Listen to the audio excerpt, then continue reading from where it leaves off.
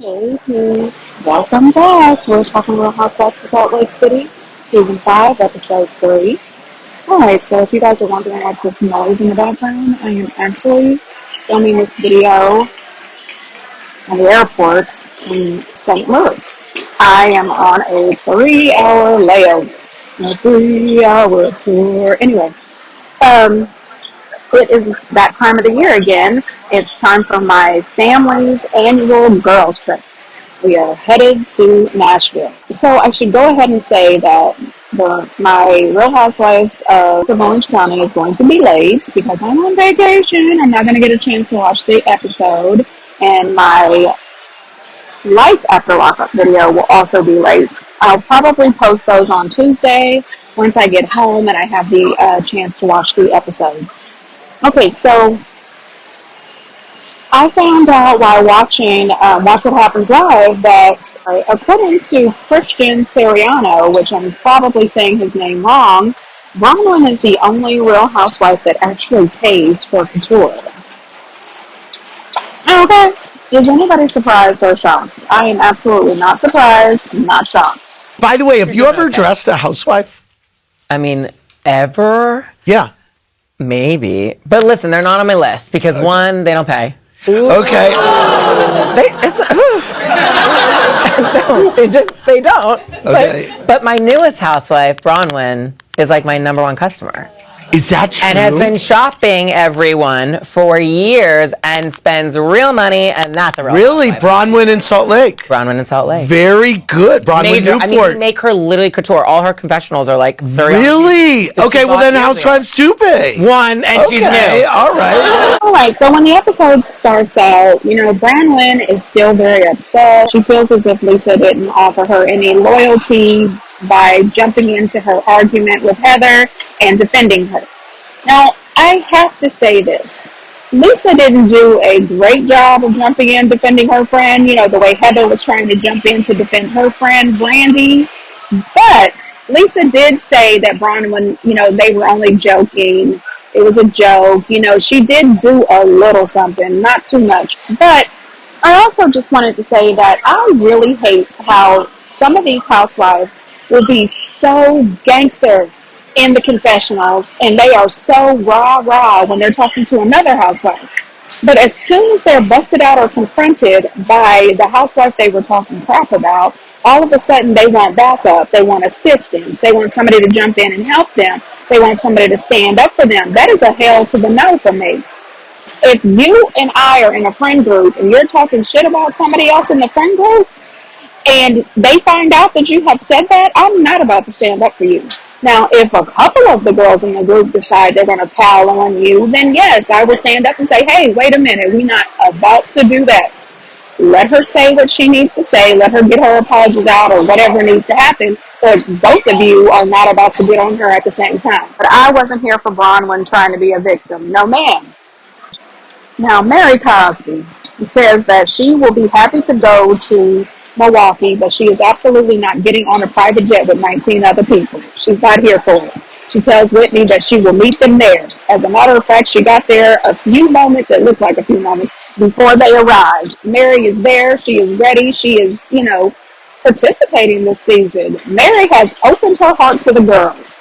Either that or she just opened her heart to the paycheck. I have no idea. But anyway, when she gets there and she makes that comment about how her dad lived in Milwaukee, one street over from Jeffrey Dahmer, and how he used to wonder what the smell was, and then he was watching as Jeffrey Dahmer got arrested, and she said she thinks he was just being nosy. Listen, that situation with Jeffrey Dahmer getting arrested, all that evidence coming out of his place, and all the hazmat suits and everything, I believe that everybody was watching. I remember watching from my house.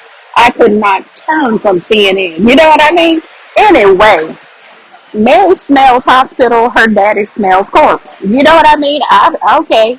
Anyway, we find out that Angie has made some specialized glasses that represents her Greek heritage. Okay, I appreciate the fact this woman is a proud Greek American. You go, girl.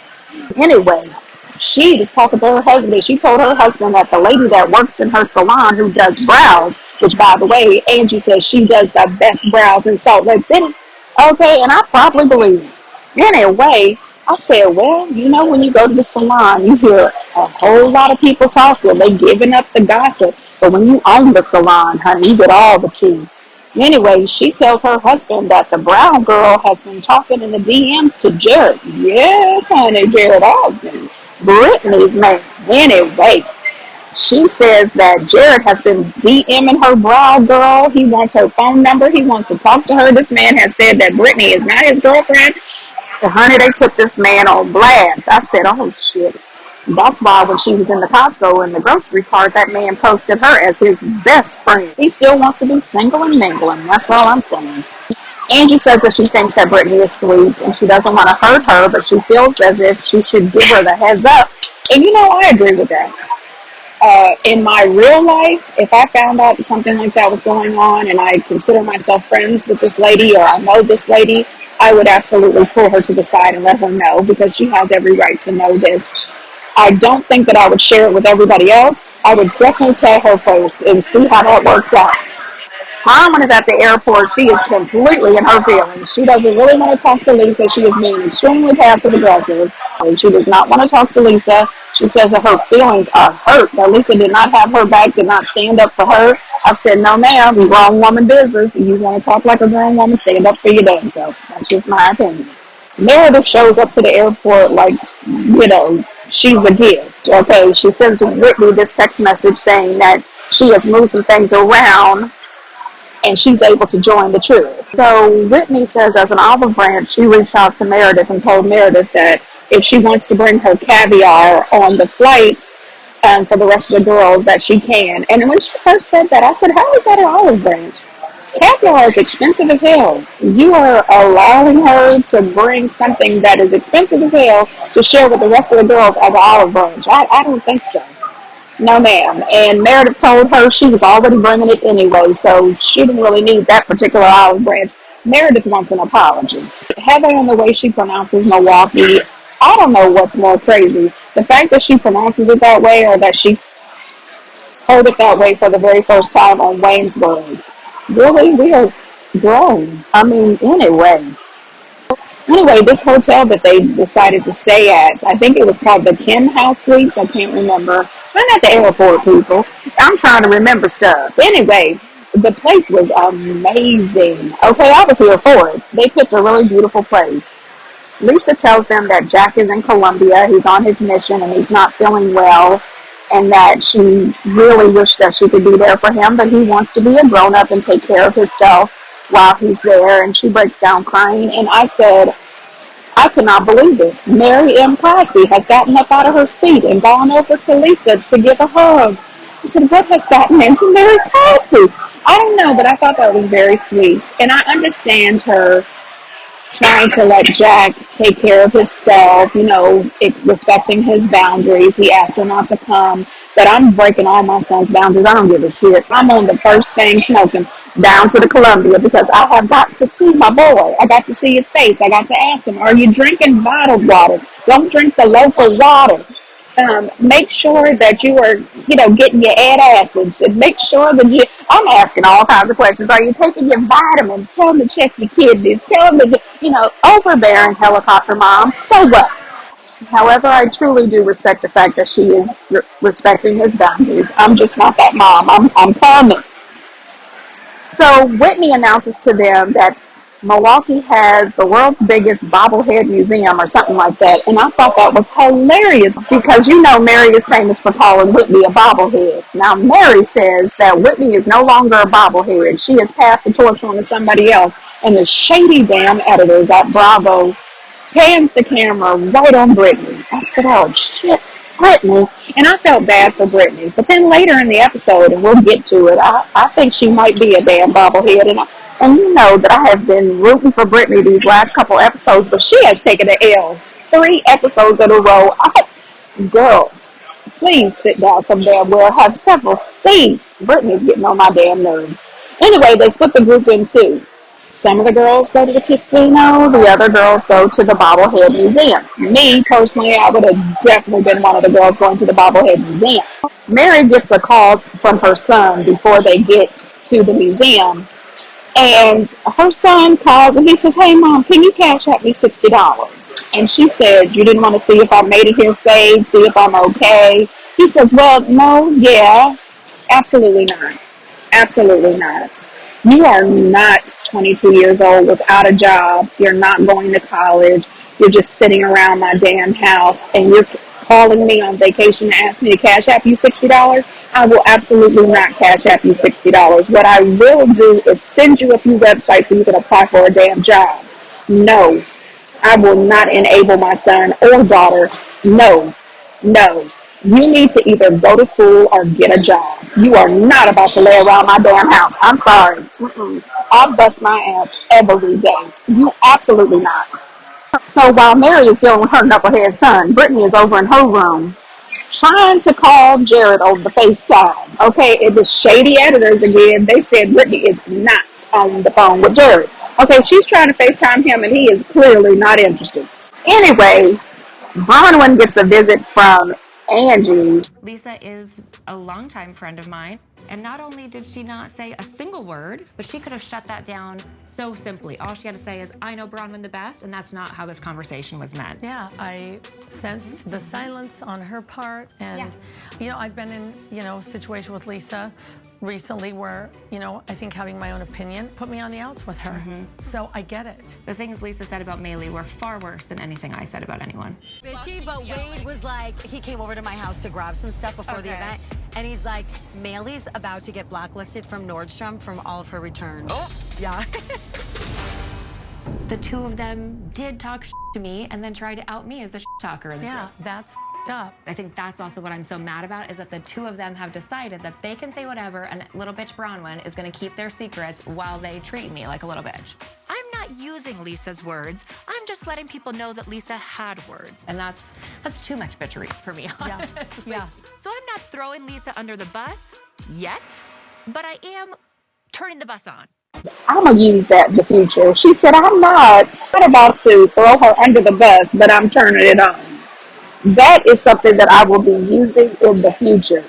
And I agree with Angie when Angie says whenever she doesn't agree with Lisa or go with whatever Lisa's opinion is, that Lisa always gets angry with her and feels as if, Lisa is trying to control her and Angie is getting tired of it. And that is all true. That is all facts. I feel that Lisa is only friends with people who want to listen to her talk about herself, talk about her money, talk about her Vita Tequila, her Fresh Wolf, or whatever that shit is called, talk about her husband, her kids, and how she's the queen of Sundance.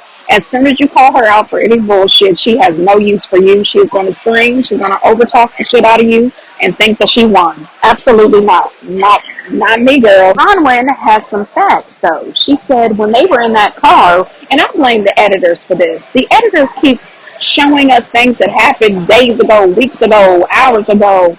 If they would just give us the full scene, we might be able to actually form a valid opinion on Bronwyn and Heather and this whole situation. But when they show the little flashback, Lisa is being extremely over the top and catty, in my opinion. She thought that little comment was funny. I didn't think that comment was funny. The Nordstrom's thing is not Lisa's business. She didn't really have to share that, but she thought it was hilarious. And I think that if Lisa and Heather and Bronwyn are going to talk shit about people, they should all take responsibility for it. However, I do think that Lisa and Heather, they know the group. They're a part of the group. Bronwyn is new to the group, and I think that she might want to hold her opinions about each one of the girls until she actually is formulated into the group and have known them a little while. She did come off to me as very opinionated right up front. Bronwyn's comment about Lisa and Heather trying to treat her like a little bitch, those were her words. I'm Team Bronwyn here. I don't care if I am new to the group. I'm not going to allow anybody to try to OG me. They're not going to try to boss up on me. I'm still going to be the same person I was when I first met you. So I don't blame her for saying she's going to, put up boundaries with them. Let them know that she's not a pushover. I agree with Bronwyn. When I did see Heather on Watch What Happens Live last night, she did say that right now the fans are Team Bronwyn against her, but keep watching. She said later Bronwyn is going to pretty much show us who she really is and why Heather is right.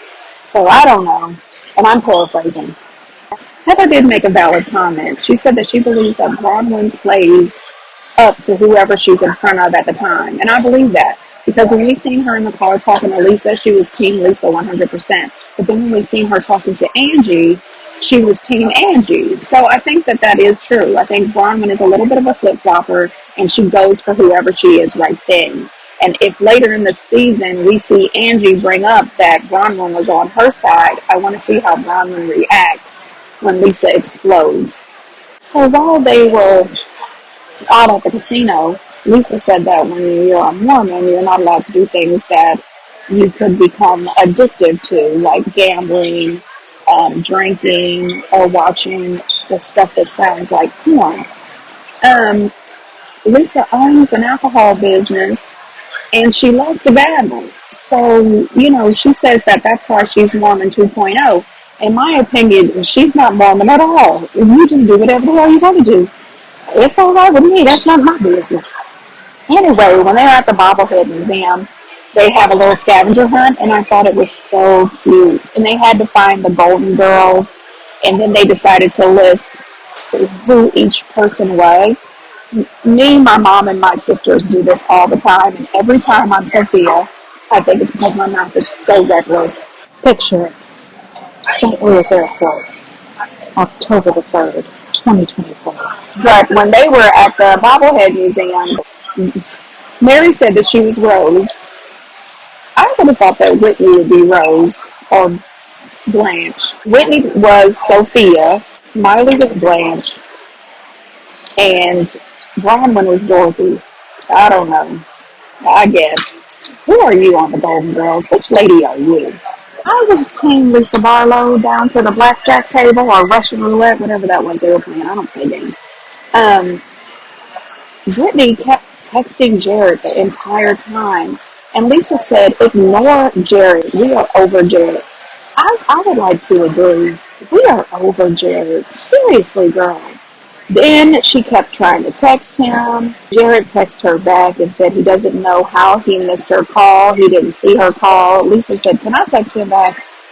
I said, I'm with you, Lisa. Lisa texted him back, and she said, sorry, I'm having the best time with the girls. Don't know what time I'll be in tonight, so I guess I'll probably chat with you tomorrow. Thanks. Listen, I'm here for Lisa. She said, get over it, get over yourself. This is not it. You're on a girls trip, leave it alone. Lisa was giving good advice. She's giving advice that my friends would have given me, that I would have given Brittany. She tells her, he is not your identity. She said, remember that you have to be done unless you make some major changes. Lisa was laying down the law. She was giving her the real. She was not giving her any information that she did not need. And she had the nerve to say that he is making changes. He asked her to be his girlfriend. And I said, at that moment, I said, maybe she really is a bobblehead. Because I've never seen anything like this. This is a grown woman, twice married, twice divorced with children. I don't know how old she is, but she has to be close to 40, if not 45.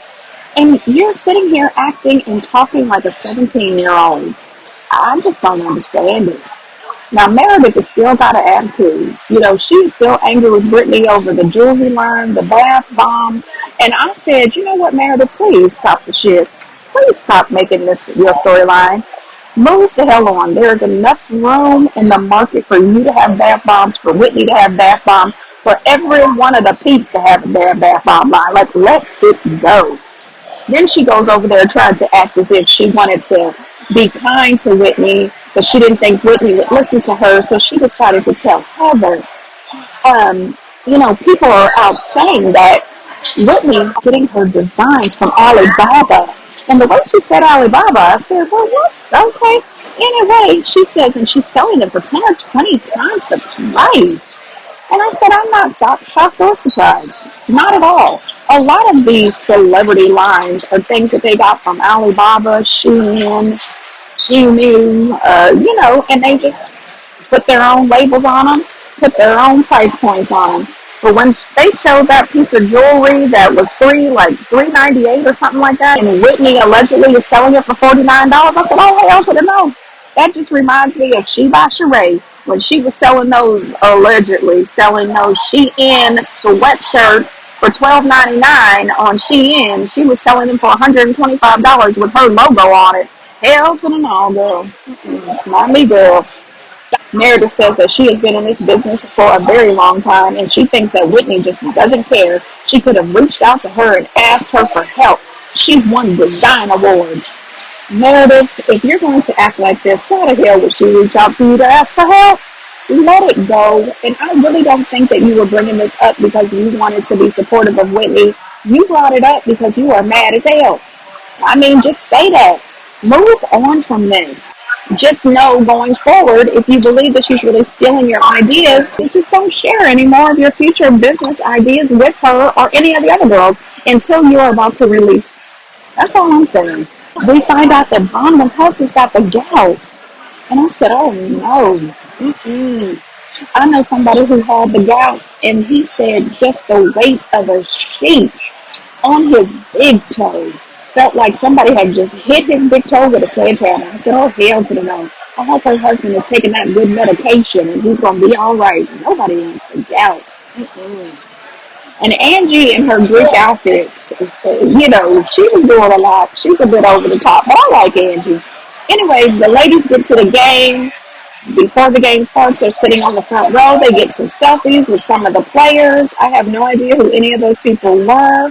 I don't know anything about the sports. I have a very athletic child who is really good in all of the sports, but I still don't know the rules or anything. I just go with what the other moms are saying. Anyway, after they take the pics and everything, they end up going up to this beautiful suite where they had lobster corn dogs. I don't know how that works out, but I'd like me a little lobster corn dog. Anyway, Mary is having a good time. Yeah, perfect. That's good. Okay, cool. I love you. Mary, yes. Her and this friendship with Angie, I think Angie is good for Mary. I really do. They are sitting there laughing and joking and dancing. I said, I'm here for this. However, Mary does make some kind of comment about she doesn't go to public restrooms, so she just wears a tampon, and then she doesn't have to worry about it. Listen, I am not a physician, but I don't recommend that. I think that is crazy as hell. And, she recommends that you use the supersized tampons. Mary, I just don't understand. Yes, I do not approve of this message, but thank you for continuing to be odd. Anyway, Brittany is sitting there looking desperate and sad, honey. She is sitting there at the game, FaceTiming Jared. I was sad for her. I really was. At the same time that she's sitting there on a FaceTime call with Jared, Bronwyn and Angie is sitting behind her. And Angie is filling Bronwyn in. She is downloading Broadway or the Brown Girl and Jared and sharing all these messages. And I said, oh, God, I wish she would have told Brittany first. However, it is what it is. Anyway, I thought that Bronwyn was going to, rub it in, smile and laugh in her face. But Bronwyn didn't do that. She told Angie, yes, you should tell her. She said, if it was me, I would want you to tell me. And then I would want you to help me bury Todd's body because I'm not the one. Anyway, Brittany overhears a little bit of the conversation and she asked them, were they talking about her? So Angie tells her a little bit. She says, the brown girl who's been texting her or whatever. She runs off. She is crying her head off. And the only person that goes to check on her is Meredith. And I thought, Heather, didn't you bring her on the show? Isn't she your friend? Why was Heather not in there taking care of her? She says that she kind of had a feeling that he was cheating on her. Brittany, girl, just let it go. Let it go. You said you were together for 8 months. You broke up 16 times. Let this be 17 and let this be done. Let it be done. He was not into you in the least. I did notice while I was sitting here at the airport that he went out online and said, some stuff about her. How she was not supposed to speak negative about him on the show. They were going to try to keep their relationship a secret. She's a little bit crazy. I'm paraphrasing. I'm going to put the post in the video if you want to push pause so you can read what he said. I think that he's a despicable person. I think that she might be a tad bit shady. And I'm looking forward to seeing how this works out on the show. So Lisa's trying to, be friendly with Bronwyn. Bronwyn is not here for it. They show a little flashback a couple hours earlier where Bronwyn tells Miley that she should ask Lisa about her concerns about her clothes. I said, oh, she turned the bus on. She didn't give her the full story, but Miley ends up asking Lisa about it. Bronwyn told me to ask you how you feel about my outfits. It was a snarky comment after she said, oh, that's like something Valentino, and then I responded, and I'm like, don't worry, it's probably back at Nordstrom. That's not what I would ever do. Maybe. It wasn't like that deep. Also, this is the problem, is that you say it's a snarky comment, it's a joke, ha ha ha, I can get away with it. That's what I was saying with but you. When I said it, it was not a joke, it was not snarky. Bronwyn, that's what I said. But if you want to get away with a little mess, and one day you want to get away with a little mess, then all of you are going to have to let me get away with a little mess myself. And that includes Heather. Bronwyn, I'm sorry that you didn't feel supported by me. I try always to support my friends and to stand up for what I think is right. I think it's interesting dynamics, though, and it's new for me. I didn't know that you left with feelings that weren't resolved. You have Heather yelling about a conversation I had with you and Heather. At any point in time, you could have said, I know Bronwyn very well. That's not how that conversation was intended. And you don't need to defend me. I can defend myself. But you could have ended it, and you didn't bother to. Yeah, I did. It felt like you were egging her on. I wasn't egging her on. I was sitting right across. Yeah, I wasn't egging her on. I think that She stayed completely out of it, which is fine. No, but you wouldn't like it if I stayed out of it. Felt like it was a conversation. Heather, we're talking about our conversation in the car and how Bronwyn feels about me not jumping in at the table. I mean, I didn't have that conversation about you. You said stuff. I did not want to put you on blast like that. I was in that conversation. Heather, you did put me on blast. I know you're saying you didn't mean to, but you did. And you came at me real hard and real strong. We need to get correct about a couple things about how we're going to have a friendship. Correct. I like Bronwyn's energy. Like, she came to Lisa and Heather, and she let both of them know, no ma'am, no ma'am, no ma'am. Both of you were jaw-jacking in that car the same way I was. You were both being negative, you were both saying nasty things, and you tried to call me out. I think that Bronwyn made a lot of valid points. If anybody else says anything negative about Lisa, they're lying. They're questioning her. They're wrong. To hell with them. She's done with them. However, when she says something crazy about somebody else, then it's just a joke. That's the way she tried to play with Miley. And she didn't mention anything about telling her that she was about to be banned at Nordstrom. She didn't mention any of that part. I would have said it. I said, tell it all, girl. I'm just saying. I think Bronwyn was putting Heather and Lisa on notice. I am not a puppet. You are not about to play with me, and I don't care how long you've been on this show or if you think you're the queen of Sundance. No, ma'am. I think that the comments about Nordstrom was way worse than the little comments that we saw so far of Bronwyn talking about Whitney. Lisa Barlow went online and she said, when you repeat your conversation, make sure you don't change up the words, the meanings, and the intention behind them. That's what makes you look fake as fuck. Now, I don't know if that was for Bronwyn. I'm assuming it was. So Lisa then posted, I did stock up for Bronwyn's rewatch last week, and I won't lie for anyone. I don't know what that is about either. This looks like Lisa was activated last evening. Did anybody else notice that while they were at the game, Mary was sipping on champagne? Did Mary always drink? I always thought that Mary always ordered non-alcoholic things. Something is going on with Mary, and I'm here for it. I don't know, you guys. What did you think? I thought that Heather kind of sat there while Bronwyn was getting her all the way together with a little bit of egg on her face.